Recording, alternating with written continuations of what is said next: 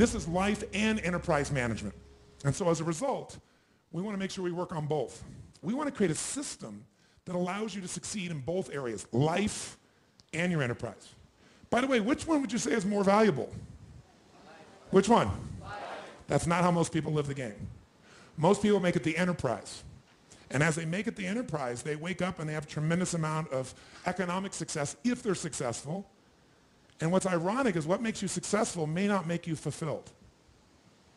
And so there's a big pull in our culture to go for what's most successful, what will reward you culturally with respect or acknowledgement or stars on your chart or economic rewards, thinking that will give us freedom. But how many of you have been very successful in business and not been free, i.e., your business, as it got more successful, demanded even more from you? How many have had this experience? Say aye. So what I want to really make sure that comes out of this is an evaluation of what your real gifts are that are going to fulfill you. Because many of you are living a script around your life that involves having an enterprise when really that may not be your true nature. That's not to say you can't do it. It just means you can do it and you'll be stressed out of your life, stressed out of your mind. And so one of the things we want to find out is how much of that is natural as a problem, how much of that is maybe unnatural.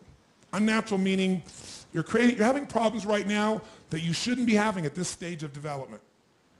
Think about it. If a child is brand new and they have a problem with controlling their bladder, that's a natural problem, isn't it? But if you're 50 and you have this problem, you got a challenge. If a brand new business has a cash flow challenge, it's a problem, but it's a natural problem.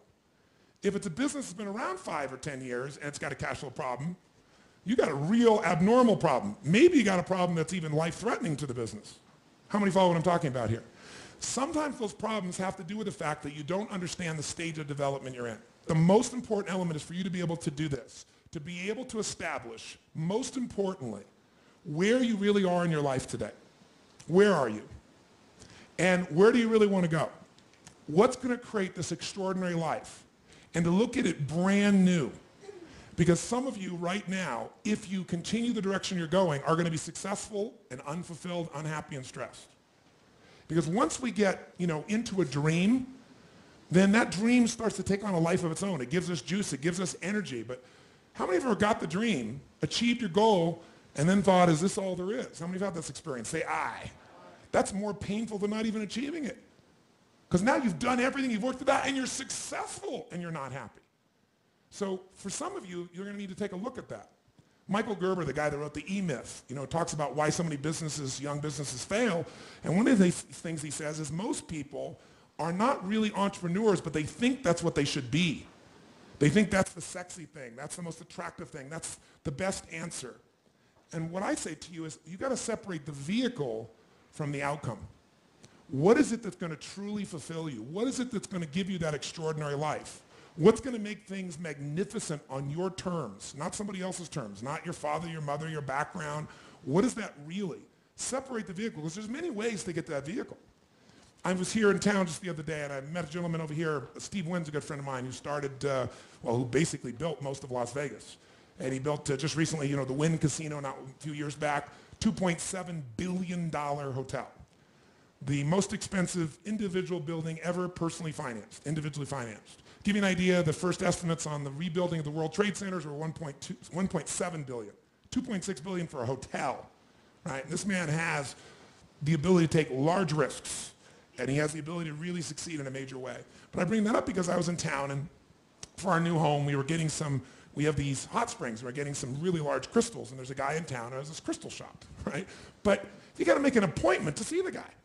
And it's unbelievable. So I get to know him and talk to him and find out he's great friends with Steve. He's been skiing with Steve for 20 years.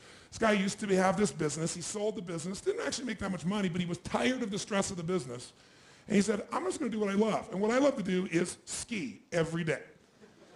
So what he did was he started this little crystal business, made plenty of money, in this little business, has set aside some money from his previous business, and he gets up every day and skis, has a blast, and he has this unbelievable lifestyle. Because, he's Steve Wynn's guest everywhere. He flies on the Gulfstream, doesn't have to pay for it, right? Doesn't pay the insurance, doesn't have to pay for the fuel, doesn't worry about maintenance, managing it, or anything. And he's telling me about all these things he does in his life, and he has a $1 billion lifestyle, billionaire's lifestyle. But he structured his life in a way that's fulfilling, where he has time for his grandkids, where he has time for his wife, where he has time for his passions. But he just does it in a different way. He had this big dream, he said, of making this gigantic business, and all it did was stress him out.